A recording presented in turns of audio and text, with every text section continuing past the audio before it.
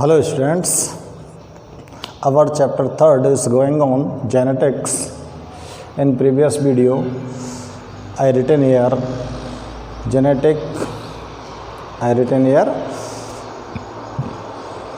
some genetic terminology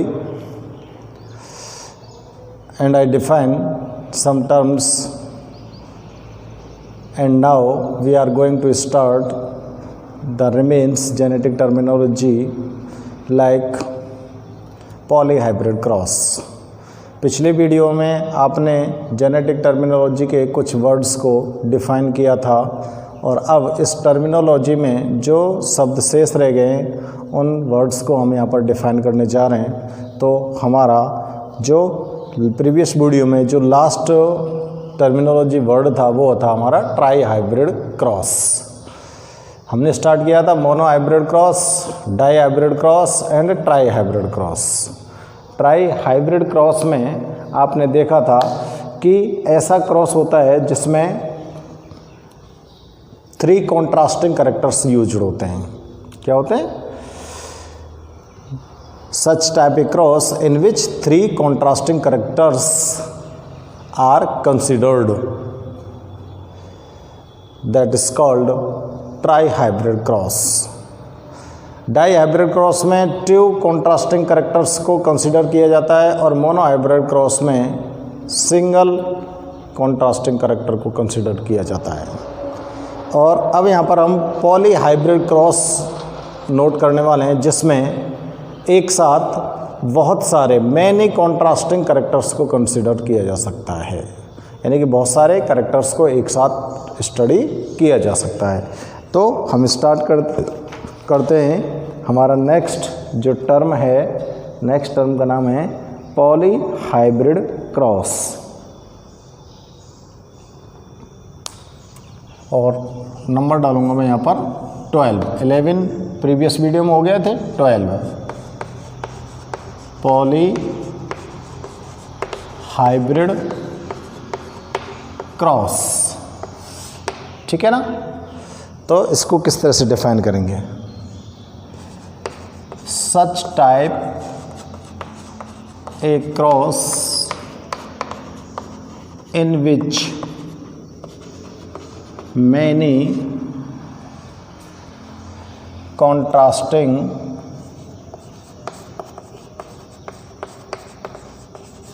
characters are considered.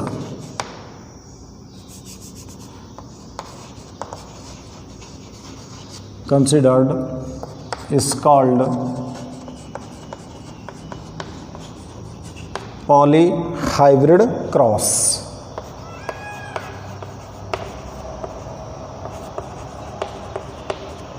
जिसके अंदर बहुत सारे कैरेक्टर्स को एक साथ कंसिडर किया जा सकता है उसको क्या बोलेंगे हम?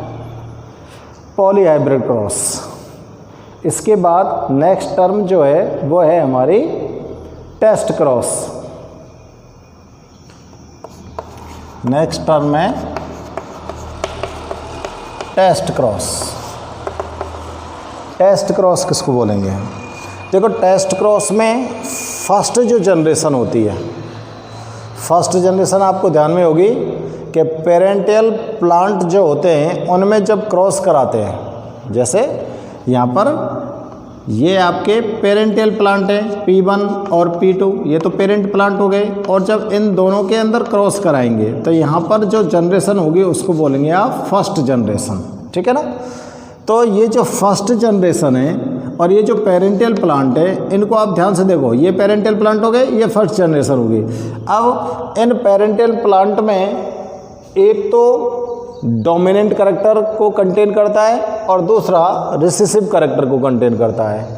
अब जिस पेरेंटल प्लांट के पास डोमिनेंट कैरेक्टर है, मान ला ये डोमिनेंट वाला हो गया, इसको मैं D से डिनोट कर रहा हूँ, और ये रिसेसिव वाला हो गया, इसको मैं R से डिनोट कर रहा हूँ। तो अगर आप F1 जनरेशन को अगेन क्रॉस करा देते हो किसके साथ? रिसेसिव कैरेक्टर के साथ। किसके साथ? रिसेसिव कैरेक्टर के साथ। तो ये आपका क्या कहलाएगा? बैक क्रॉस कहलाएगा। समझ आ रही बात? जब पेरेंटियल जनरेशन के रिसेसिव कैरेक्टर वाले पेरेंट्स के साथ, रिसेसिव पेरेंट्स के साथ जब आप F1 जनरेशन का क्रॉस कराते हो तो उसको क्या बोलते हैं हम? बैक क्रॉस बोलते हैं। तो लिखेंगे इसमें such type of cross in which such type of cross in which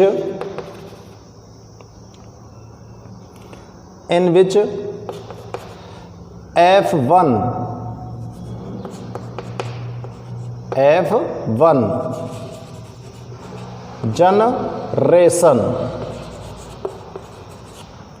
generation crossed with recessive parent is called test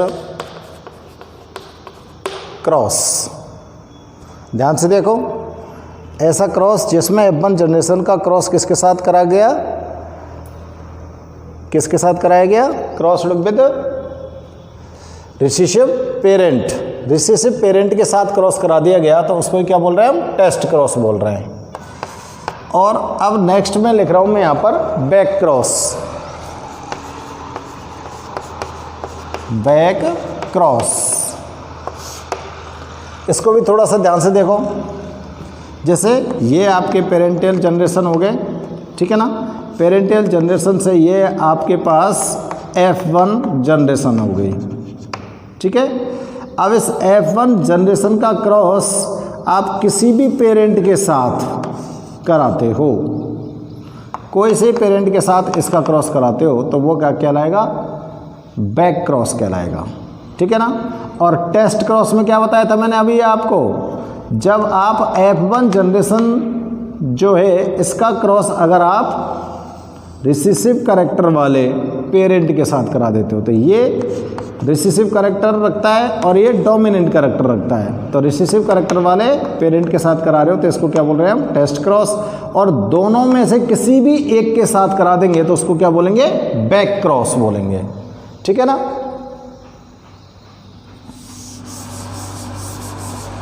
तो नोट करेंगे such type of cross in which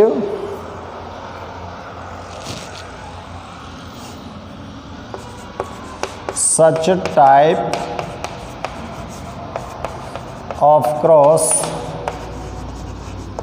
in which F1 generation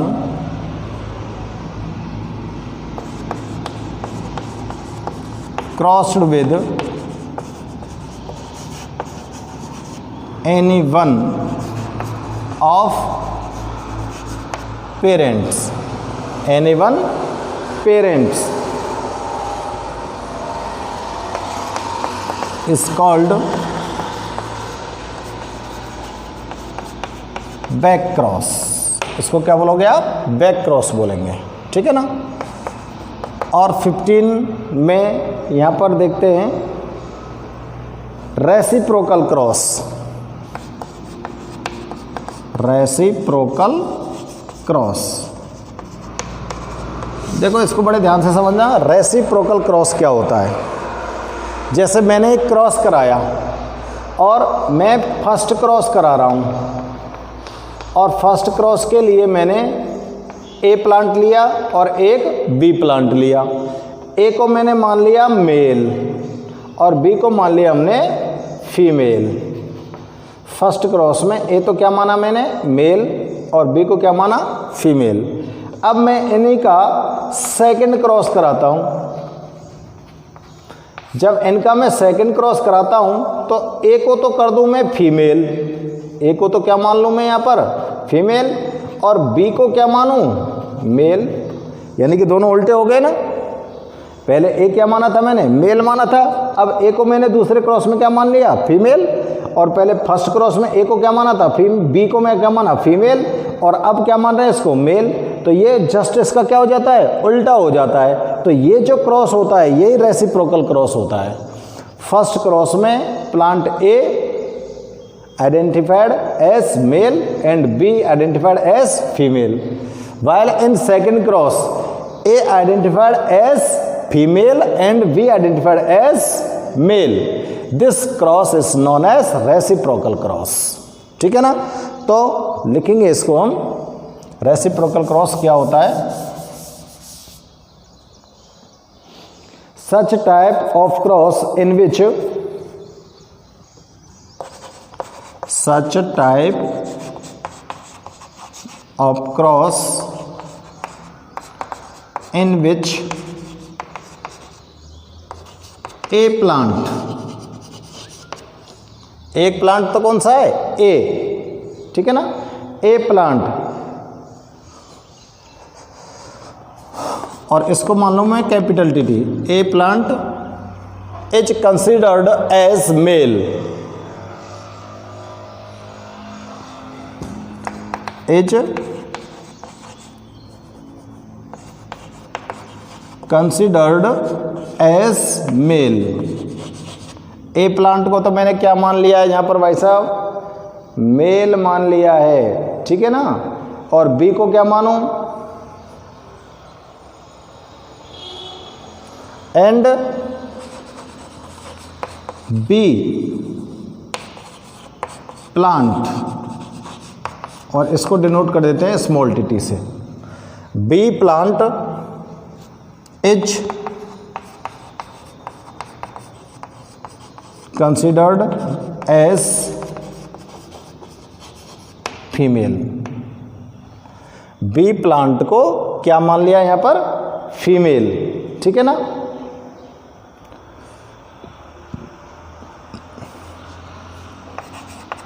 and in another cross, अब दूसरे cross की बात करें, पहले cross में तो इस तरह से मान लिए, and another cross if plant A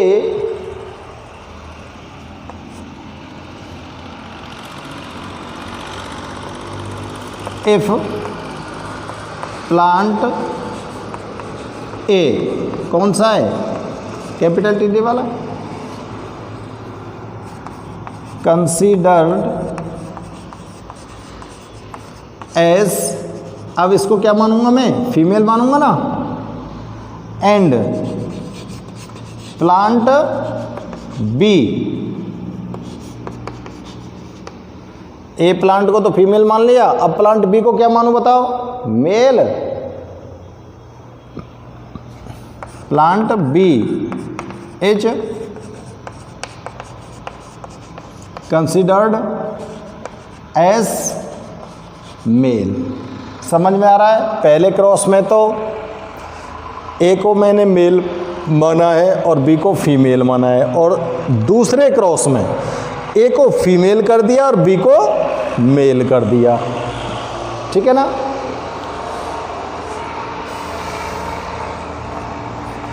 called as reciprocal cross. इसको क्या बोलोगे आप लोग, रेसिप्रोकल क्रॉस. समझ में आ रहा है ना, रेसिप्रोकल क्रॉस, दो प्लांट ले लिए हैं ए और बी. पहले क्रॉस में तो प्लांट ए को मेल माना है, प्लांट बी को फीमेल माना है, और दूसरे क्रॉस में प्लांट ए को मान लिया फीमेल और बी को मान लिया मेल. इसको ही क्या बोलेंगे हम, रेसिप्रोकल क्रॉस. तो इन डेफिनेशंस को नोट करो, मैं इरेज करके नेक्स्ट डेफिनेशन में नेक्स्ट टर्म्स की नोट करता हूं, फटाफट से नोट कीजिए. नेक्स्ट टर्म में 16 parental generation.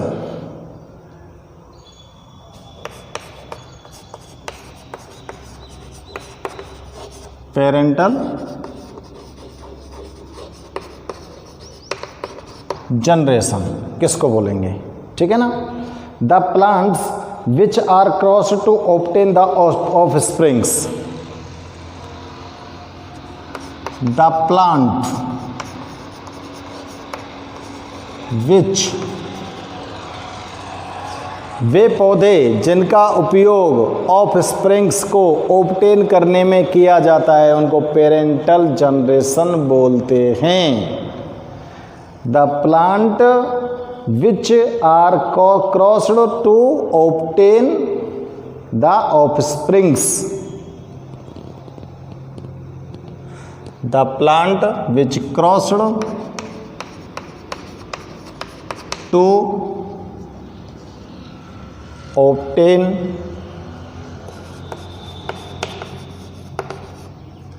offsprings,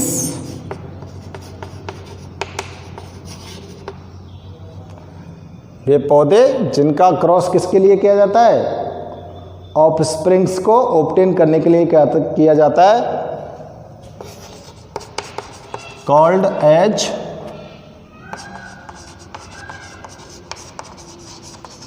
parental generation. मतलब जैसे ये दो प्लांट हैं और इन दोनों प्लांटों का यूज़ किया गया ऑफ स्प्रिंग्स, F1 जो जनरेशन होगी उसके अंदर ऑफ स्प्रिंग्स आएंगी ना, इसको ऑब्टेन करने में यूज़ किया गया। तो ये पेरेंट हो गया और ये इसका पेरेंट हो गया, ठीक है ना। दोनों के दोनों ये जो प्लांट है ये पेरेंटल प्लांट हो गए, ठीक है ना। तो इसको भी बोलेंगे हम पेरेंटल जनरेशन। नेक्स्ट है फर्स्ट फिलियन जनरेशन 17, जिसको क्या बोलते हैं हम F1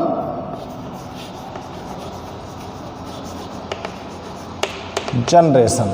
F1 जनरेशन को बोल सकते हैं हम फर्स्ट फिलियन जनरेशन, ठीक है ना। The offsprings obtain from parents, the offsprings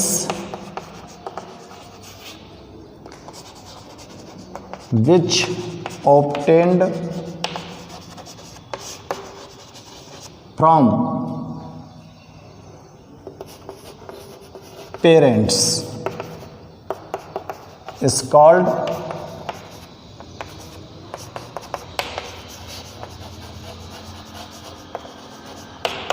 F1 generation. Parents से जो ऑफस्प्रिंग्स प्राप्त होंगी आपको, जैसे हवाल मैंने पेरेंट्स का क्रॉस करवाया था ना, कैपिटल टी का और स्मॉल टी का, उनसे जो F1 जनरेशन आपको ऑब्टेन हुई है वही क्या है, वो उसके अंदर ऑफस्प्रिंग्स होंगी ना, उस ऑफस्प्रिंग्स को क्या बोलेंगे आप, F1 जनरेशन बोलेंगे। इसके बाद नेक्स्ट है F2 generation, second filial generation. Next क्या है, सेकेंड फिलियन जनरेशन। अगर first filial generation offspring से ऑब्टेन हुई, देखो फर्स्ट जनरेशन कैसे हुई, ये पेरेंट हो गए, इन पेरेंट से F1 आ गया। अब F1 जनरेशन में अगर क्रॉस करा दें, F1 जनरेशन में क्रॉस करा दें तो आपको क्या मिलेगा, F2 जनरेशन मिल जाएगा, ठीक है ना। अभी हम यहाँ पर क्रॉस कराएंगे, उससे आपको पता लग जाएगा कि F1 कैसे आता है और F2 कैसे आता है। The offsprings obtained from F1 generation, the offsprings obtained from F1, the offsprings obtained from F1 generation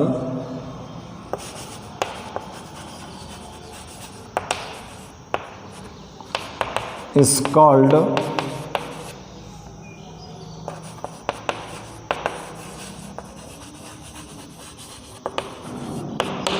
F1 generation, is called F1 generation। Next point है अपना mono hybrid cross, mono hybrid cross, ठीक है ना। The ratio obtained from mono hybrid cross, mono hybrid ratio लिखेंगे यहां पर, mono hybrid ratio.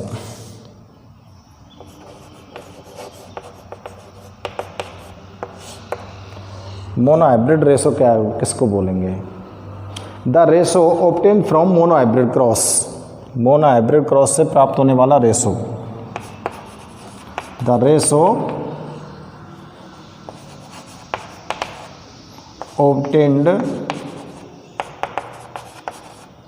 obtained from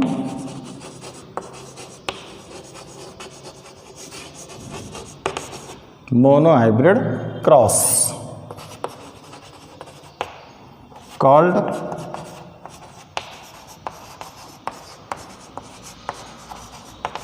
monohybrid ratio. And last, dihybrid ratio. Dihybrid ratio क्या बोलेंगे? मोनोहाइब्रिड क्रॉस से obtain होने वाला रेशो तो मोनोहाइब्रिड रेशो, और डाईहाइब्रिड क्रॉस से ऑब्टेन होने वाला रेशो डाईहाइब्रिड रेशो कहलाएगा। तो इसमें लिखेंगे the ratio obtained from dihybrid cross called dihybrid ratio. तो ये आपकी जेनेटिक टर्मिनोलॉजी है, और इस जेनेटिक टर्मिनोलॉजी में जिन वर्ड्स को यूज किया गया है वो वर्ड्स सब के सब आपको यहाँ पर काम आने वाले हैं। कहाँ पर? जब आप लॉ ऑफ इनहेरिटेंस को एग्जाम्पल सहित एक्सप्लेन करोगे तो आपको यहाँ पर ये सभी के सभी जो टर्मिनोलॉजी के वर्ड्स हैं ये यहाँ पर आपको काम आने वाले हैं। अब आपको अच्छी तरह से ध्यान होगा कि मेंडल के जो इनहेरिटेंस के लॉ थे वो कौन कौन से थे। मेंडल ने पी प्लांट पर हाइब्रिडाइजेशन एक्सपेरिमेंट किए, और हाइब्रिडाइजेशन एक्सपेरिमेंट करने के बाद इनहेरिटेंस के 3 लॉज प्रपोज किए। इनहेरिटेंस के जो 3 लॉज प्रपोज किए थे उनमें फर्स्ट था law of dominance, second law of segregation, third law of क्या था law of independent assortment, law of independent assortment. 3 laws हैं। अब आप इन एक एक लॉ को एक्सप्लेन करोगे एग्जाम्पल के द्वारा, ठीक है ना। अब हम एक एक लॉ को यहाँ पर लेते हैं इनहेरिटेंस के को। तो हम पहले बात करेंगे लॉ ऑफ डोमिनेंस की। लॉ ऑफ डोमिनेंस क्या होता है उसको एक्सप्लेन करना है एग्जाम्पल के थ्रू, ठीक है ना। तो इनको आप नोट कीजिए और हम इनहेरिटेंस लॉ स्टार्ट करते हैं। अब तो इनहेरिटेंस का first law, law of dominance.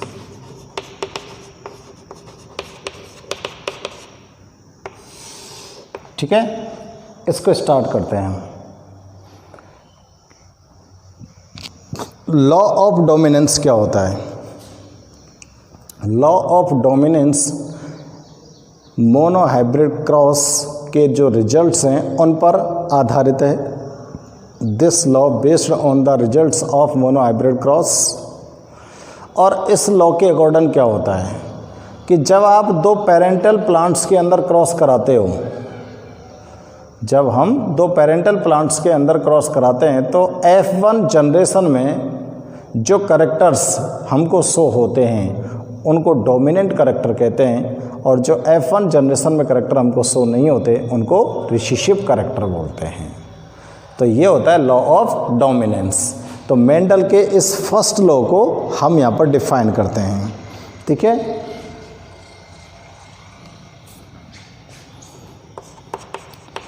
This is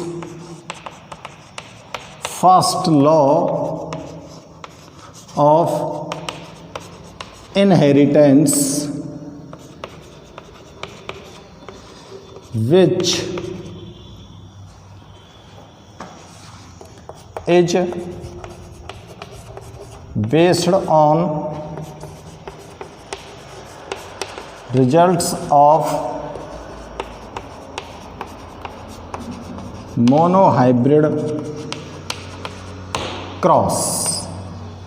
ये इनहेरिटेंस का फर्स्ट लॉ है जो मोनोहाइब्रिड क्रॉस के रिजल्ट्स पर आधारित है। अकॉर्डिंग टू दिस लॉ, अब इस लॉ को लिखते हैं हम। According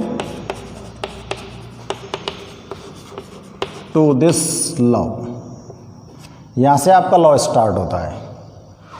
when a cross takes place in between, when a cross takes place in between, takes place in between homozygous contrasting plants,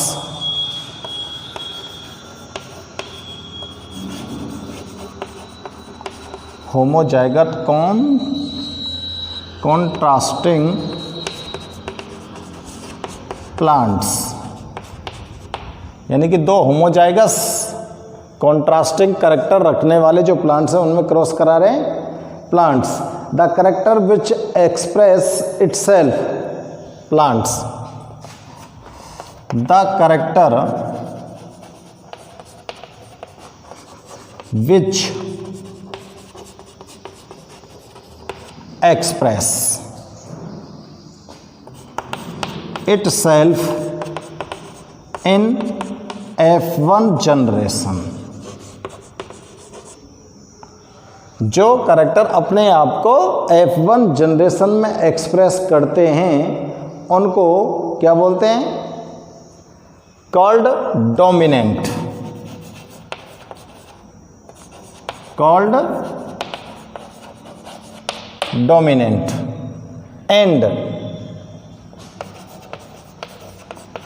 the characters which does not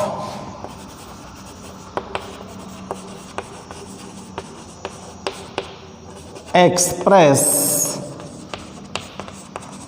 itself in F1 generation is called recessive।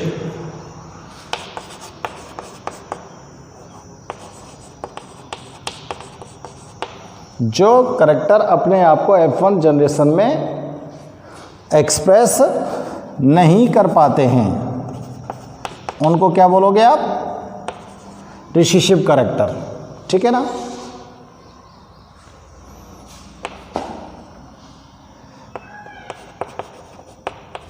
This is called law of dominance.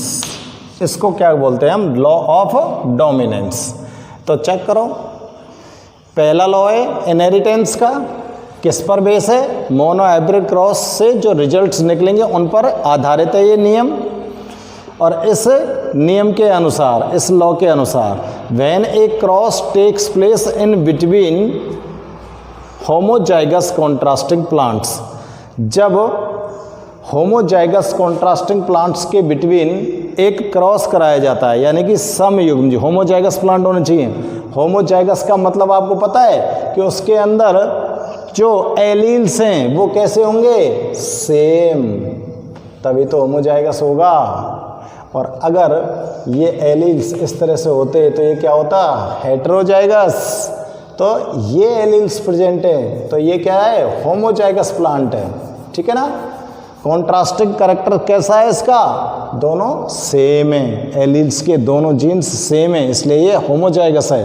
तो homozygous contrasting plants के अंदर जब आपने cross कराया है तो the character which express itself in F1 generation, तो जो लक्षण अपने आप को F1 जनरेशन में प्रकट कर देते हैं उनको डोमिनेंट बोलते हैं। प्रभावी, डोमिनेंट का मतलब प्रभावी।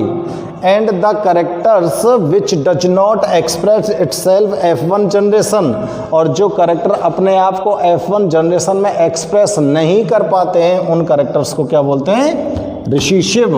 और यही क्या है आपका लॉ ऑफ डोमिनेंस। अब आप इसको लॉ ऑफ डोमिनेंस को समझ सकते हो कि हम पी प्लांट लें, प्योर या होमोजाइगस प्लांट लेते हैं और उनके अंदर हम क्रॉस कराते हैं। इसका एग्जाम्पल लेते हैं। एग्जाम्पल के तौर पे हम देखते हैं कि when homozygous tall plant is crossed with homozygous dwarf plant, when homozygous होंगे वे कैसे होंगे, प्योर, क्योंकि दोनों जीन कैसे हैं, same. When homozygous tall plant, और इसके लिए क्या लेना है आपको, alleles, capital T, is crossed with homozygous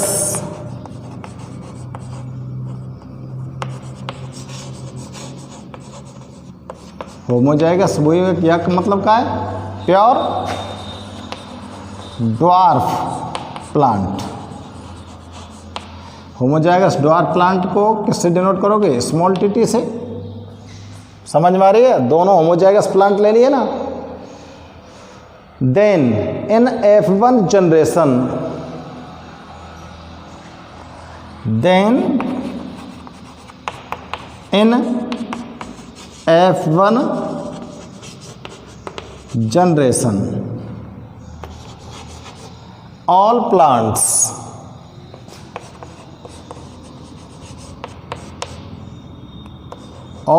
का मतलब 100%, all plants were tall। कैसे होते हैं, टॉल, और उनका जो एलिल्स होता है वो ये होता है, जीनोटाइप। ठीक है ना। अब आपको इस एग्जाम्पल में क्या करना है कि होमोजाइगस, ये आप इसको होमोजाइगस बोल सकते हो या फिर इसको आप बोल सकते हो प्योर टॉल, शुद्ध लंबा। ये भी होमोजाइगस है, इसको बोल सकते हो प्योर ड्वार्फ, शुद्ध बौना। और इन दोनों प्लांट्स के अंदर आपको क्या कराना है, क्रॉस कराना है और F1 पीडी को ऑब्टेन करना है। तो देखो आप इसको नोट कीजिए, मैं इसका क्रॉस कराता हूँ इसको यहाँ से इरेज करने के बाद। ठीक है ना। ये लॉ ऑफ डोमिनेंस को आप नोट कीजिए और इसका क्रॉस करा देते हैं हम। तो देखो मैं इरेज कर रहा हूँ इसको, और इरेज करके आपको मैं क्रॉस करके बताता हूँ। ठीक है ना।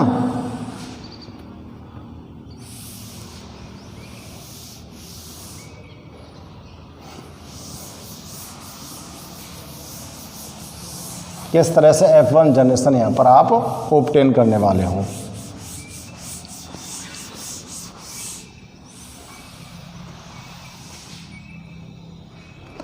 ये होमोजाइगस प्योर प्लांट था,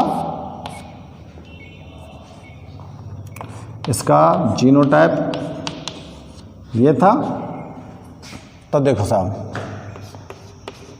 प्योर टॉल, होमोजाइगस टॉल हो गया, और प्योर ड्वार्फ। ठीक है ना, ये भी होमोजाइगस हो गया। प्योर टॉल को डिनोट कर रहे हैं हम कैपिटल टी से, और प्योर ड्वार्फ को डिनोट कर रहे हैं हम स्मॉल टी से। दोनों के अंदर क्रॉस करा दो, इनके गैमीट फॉर्म करते हैं। ये दोनों के गैमीट हो गए, इनको क्या बोलेंगे हम, गैमीट्स।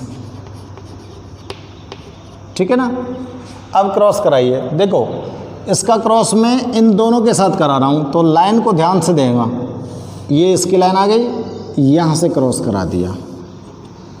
अब मुझे इन दोनों को मिला के लिखना है। तो आपको पता है कैपिटल टी को आप पहले लिखोगे और स्मॉल टी को आप बाद में लिखोगे। अंग्रेजी में इसी तरह से लिखते हैं ना। अब इसका क्रॉस मुझे इसके साथ कराना है, तो फिर से मेरे को वही सिस्टम अपनाना है, कैपिटल टी पहले स्मॉल टी बाद में। अब इसका क्रॉस इसके साथ करवाना है, कैपिटल टी स्मॉल टी, और इसका क्रॉस इसके साथ करवाना है, कैपिटल टी स्मॉल टी। अब ये तो हो गए पेरेंट्स दोनों, समझ में आ रही बात? इनको तो क्या बोलेंगे? Parental generation. और ये आपको जो ऑब्टेन होने वाली हैं, ये ऑब्टेन हुई हैं आपको ऑफस्प्रिंग्स। पेरेंटियल जनरेशन से जो ऑफस्प्रिंग्स यहाँ पर ऑब्टेन हुई हैं, उन ऑफस्प्रिंग्स को क्या बोलते हैं? F1 generation. इनको क्या बोलोगे आप? F1 generation. अब यहाँ पर ये चारों के चारों जो प्लांट हैं, ये सब के सब कैसे हैं? ये प्योर तो नहीं है ना, इम्प्योर है, ये भी इम्प्योर है, ये भी इम्प्योर है, और ये भी इम्प्योर है। इम्प्योर कह सकते हो या हेट्रोजाइगस कह सकते हो, या तो आप इनको इम्प्योर कह दो या फिर इनको क्या कह सकते हैं हम? हेट्रोजाइगस कह सकते हैं। अब यहाँ पर ये जो हेट्रोजाइगस प्लांट आपको ऑब्टेन हुए हैं, इन सब में कौन सा कैरेक्टर डोमिनेंट है? ठीक है ना? तो देखो, ये आप ध्यान रखना, मैं अब जनरल सी बात बताता हूँ कि जो बड़ा होता है, जो बड़ा होता है वही प्रभावी होता है। जैसे आपके घर में आपके पापा या आपके भैया सबसे बड़े हैं, दादाजी हैं सबसे बड़े हैं, तो उन्हीं की बात फाइनल चलती है घर में। तो जो बड़े हैं वो प्रभावी हैं, इसलिए उन्हीं की बात सब मानते हैं। जो छोटे हैं वो अप्रभावी हैं, उनकी कम चलती है। समझ में आ रही है ना बात? तो जो बड़ा अक्षर आएगा, जो कैपिटल लेटर आएगा, वो तो होगा डोमिनेंट, और जो स्मॉल लेटर आएगा वो होगा रिसीसिव। अब बताओ मेरे को यहाँ पर कौन सा कैरेक्टर डोमिनेंट है? टॉल, क्योंकि कैपिटल टी आ रही है, और रिसीसिव कैरेक्टर कौन सा है? ड्वार्फ। ठीक है ना? तो यहाँ पर क्या लिखेंगे? ऑल प्लांट्स, यानी कि 100%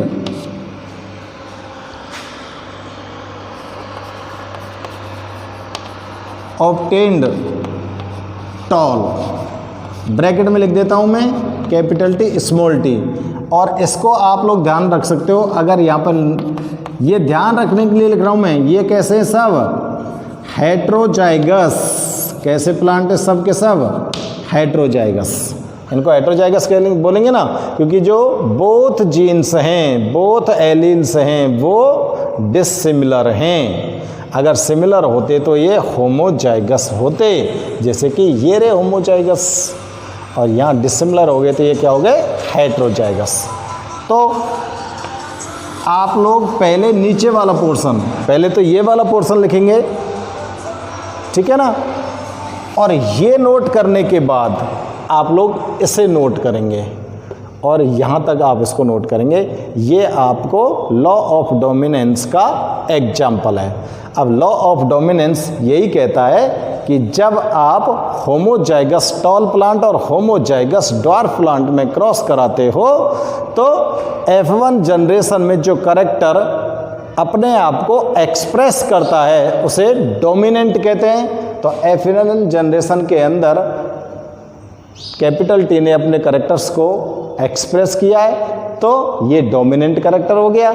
और जो कैरेक्टर अपने आप को एक्सप्रेस नहीं करता है उसे रिसीसिव कैरेक्टर कहते हैं। और यहाँ पर ड्वार्फ का जो कैरेक्टर है, इसने अपने आप को एक्सप्रेस नहीं किया है, इसलिए इस F1 जनरेशन में ये रिसीसिव कैरेक्टर हो गया। ठीक है ना? तो डोमिनेंट कैरेक्टर और रिसीसिव कैरेक्टर दोनों को आप यहाँ पर आराम से चेक कर लो, और एग्जाम्पल को गौर से देखो। समझ में आ रहा है कि नहीं आ रहा है? समझ में आ रहा है कि नहीं आ रहा है? ये बात समझ आ रही है ना? तो प्योर प्लांट और टॉल प्लांट, प्योर टॉल और प्योर ड्वार्फ, ठीक है ना? दोनों के अंदर क्रॉस कराया है लॉ ऑफ डोमिनेंस में। ये आपको ध्यान में रखना है। देखिए, अब इसके बाद सेकंड लॉ आता है। ये फर्स्ट लॉ हो गया क्लियर। कौन से क्रॉस पर बेस है? मोनो हाइब्रिड क्रॉस पर। ये छोटे छोटे क्वेश्चनों में पूछा जाता है लॉ ऑफ डोमिनेंस किस क्रॉस के रिजल्ट्स पर आधारित है। तो मोनो हाइब्रिड क्रॉस से ऑब्टेन होने वाले जो रिजल्ट्स हैं उन पर आधारित होता है लॉ ऑफ डोमिनेंस। ठीक है ना। इसके बाद सेकंड लॉ जो इनहेरिटेंस का है, मेंडल के द्वारा जो प्रपोज किया गया है, वो कौन सा है बताओ? Law of segregation. तो लॉ ऑफ सेग्रीगेशन को हम नेक्स्ट वीडियो में आपके लिए एक्सप्लेन करेंगे। लॉ ऑफ सेग्रीगेशन को ऊपर नोट करेंगे और उसको एग्जाम्पल सहित आपको एक्सप्लेन करेंगे। Till then okay.